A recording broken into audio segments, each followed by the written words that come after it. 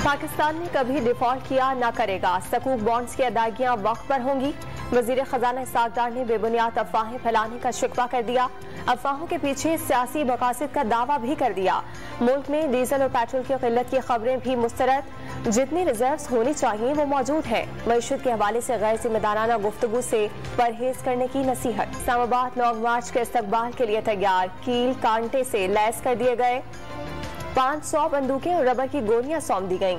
आंसू गैस के 50,000 शेल भी पुलिस एहलकारों को फराहम कर दिए गए। रावलपिंडी में तारीख का सबसे बड़ा इज्तिमा होने जा रहा है। PTI रहनुमा असद उमर ने साजिश के जरिए इमरान खान को घर भेजने की कोशिश हुक्मरानों की गलत फहमी करार दे दी।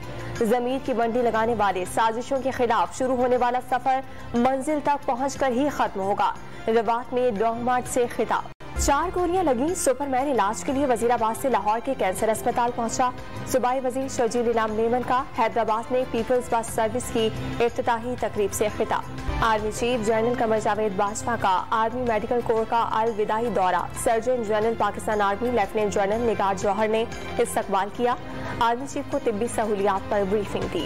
इस्लामाबाद में फायर सेफ्टी सिस्टम न लगाने पर 14 इमारतों के खिलाफ कार्रवाई का फैसला। इमारतों की इंतजामिया नोटिस के बावजूद शहरियों के तहफ़्फ़ुज़ के लिए अमली इक़दाम उठाने में नाकाम रही। और इमरान खान की रिहाइशगाह के बाहर इस्लामी कैलीग्राफिक आर्ट की नुमाइश। आर्टिस्ट आयशा कमाल ने फन पारे फरोख्त करके रकम लॉन्ग मार्च के लिए मुख्तस करने का ऐलान कर दिया।